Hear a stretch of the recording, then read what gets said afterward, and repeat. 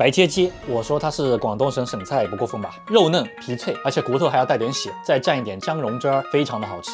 但实际上在江浙也有白斩鸡，所以今天我们就来把两种都还原一下。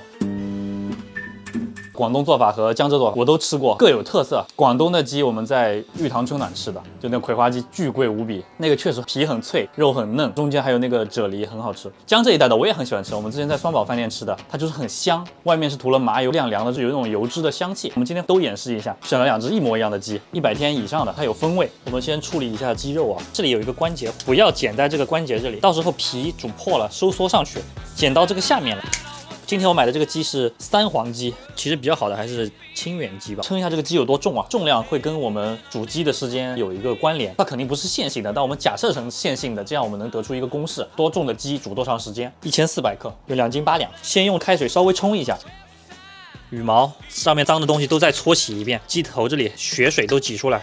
你看鸡腹腔里面还会有一些鸡肺，抠干净啊，20斤水，我天呐！葱和姜，白切鸡它不是煮熟的，它是利用水的余温把鸡肉去浸熟。我们上期白灼虾的时候就讲过了，它要浸熟呢，就需要有一层油面封住这个油温，防止它去扩散。你们如果开过小吃店，那个老卤汤怎么保存？就是因为上面有一层油，这层油能够很好的保温。盐的重量我看过很多配方，我这边比较推荐按照水的重量的4%。接下来这些东西都是可放可不放的啊，黄栀子。它等会儿稍微有点颜色会好看一点。干的杀虫泡过，把两头要剪掉，沙子要去掉，绑生。然后还有最重要的瑶柱，我们没有，因为瑶柱我看了一下太贵了，就那一小包要70、80块钱，没必要，没必要。水开了啊，100多，鸡放到汤里面，这样大概来回的弄一下7、8秒左右。好，拎起来，迅速泡到冷水当中，看一下这个鸡皮的变化，变得很紧致。再继续泡到这个汤里面，2、3、4、5、6 ，OK， 拿出来再泡一下，利用这个冷热交替，让这个鸡皮变紧致变脆。最后再来一次，也是一样啊，把它放到冷水当中，最后再把它倒进去，但是也要这样搅一下，把这里面的空气排掉，内外的温度一致啊。这时候我们关火，90度。因为我们的水比较多，所以我用的方法是直接关火。如果你们家的水没有那么多，你们要注意用一个温度计时刻观察它，让它的温度控制在85到90度之间。我们18分钟之后过来看，上手烫完，你在说上手就上手烫。检验方法就是用针扎这个肉厚的地方，有没有血出来？是血水吧？看到吗？是红色，对不对？说明这个鸡还没好。2.8斤的鸡啊，18分钟不 OK。我想要通过实验来看多久能好。我们要最后准备一个冰水浸泡，可食用冰块，再加上矿泉水，还有很多配方，他们用的是冰鸡汤，味道就损失的更少啊！烫死我了！24分钟，流出来是什么了？透明的汁水了是吧？迅速的放到冰水当中。完了，可能有点小，那我们就用手吧。好冷，我的妈呀！需要把这个表面吸一下水分，然后在这个上面抹上花生油或者是芝麻油。芝麻油抹上去之后，颜色就更好看。这个砧板也要用熟食砧板啊。江浙沪这个白斩鸡其实做法差不多，过完冷水，再回去。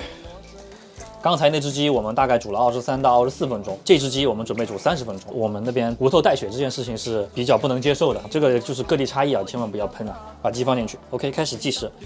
我天，我们江浙沪一带吃的白切鸡，它其实也是过冷水的，但是在杭州这边啊，我感觉我吃的几家，他们有的是不过冷水，所以我们今天做的这个方法是不过冷水的，趁着有温度，因为水分会被蒸发掉嘛，这个时候我们往上面抹上麻油。说一下，江浙沪的麻油就是香油啊，不是川渝的那个麻椒油的意思啊，这是香油的意思啊，我不知道你们那边叫什么。然后就放到旁边去冷却了，至少放35分钟，等它晾凉之后我们再来处理。准备一个生姜蓉啊，你看它的鸡里面是有这样的渣渣纹理的，你可以通过这样不停的拍的方式把这个蓉打出来，让它更细腻。家庭做就简单一点，逆着它的纹理切成这样的片，我们就直接再稍微剁一下。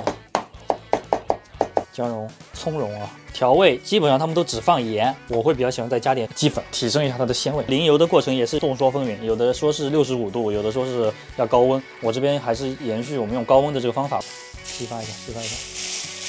这个就是姜蓉汁儿，准备一点葱蒜蓉。江浙的调味是以生抽打底，然后主要是放一些蒜泥和葱花，放蒸鱼豉油或者放生抽。其实这个是有点咸的，少来一点米醋，很重要的，一定要有的，没有这个不能称之为江浙货。糖多了，算多了就多了吧。香油一多多，这样就可以了。我们来切放凉的鸡，这块肥油我们就不要了。这个是鸡背，这是鸡胸，我们从鸡背和鸡胸这个地方竖着这样切进去。鸡背我们要切开。鸡胸这里会有一块特别肥的油，包括气管也在这里，肥油我们也不要。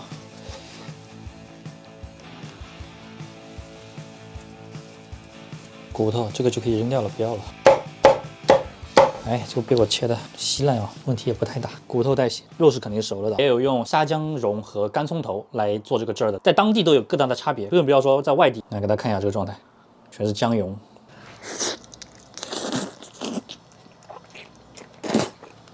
脆，好脆，这个鸡皮巨脆，肉好嫩，好吃。好好吃啊！鸡的品种还是不太行。所有的菜啊，厨师的手艺当然很重要。我个人认为食材更重要，只有好的食材才能够做出好的东西来。看一下这个鸡，它就比刚才的那个广式的做法要更亮一点，更油多一点，冷却的时间更长。可以吧？也是带点血的。这个我们煮了大概有28分钟、30分钟。其实想要做出不带血的还蛮难的，你别说。你不切这个了？不切了，这个不切了，这样切的吧。最后我要吃了呀，这样看着更有鸡腿样。这也是很嫩的，这就是我们广东厨师的低温慢煮吧，我可以这么理解。只要你能够掌握浸泡的这个方法，它就不会老。这个鸡要想要做老，我觉得还挺难的。包括这个鸡胸肉，你看鸡胸肉很嫩的，好吃的一定是原材料。如果你们家没有像我这么大的锅，3提3放之后放进去，用温度计测一下温度。如果你们家的水比较少，你再开一下火，把这个温度加热到90度以上，然后再关火。因为你的水比较少的话，你鸡下去之后，它温度会下降的很快，可能一下就到80多度了，但这个温度就可能不太够。最重要的浸煮时间的问题，2.8斤的鸡浸煮了24分钟到25分钟，都是有骨头带血，都是比较嫩的。自己在家里做，如果你担心它不熟，你就25分钟往上。如果你觉得你想要尝试更嫩的口感，或者你的鸡比较小，你就把它控制在20分钟到25分钟之间，我觉得都是可以的。鸡汤是可以重复用的啊，每次煮鸡肉的风味都会在当中累积，所以我建议这个鸡汤是重复用。关于冰水的问题，浸了冰水肯定皮会更脆，但是如果家庭没有这个条件，也是完全可以不做的，自己家里吃嘛，谁在乎呢？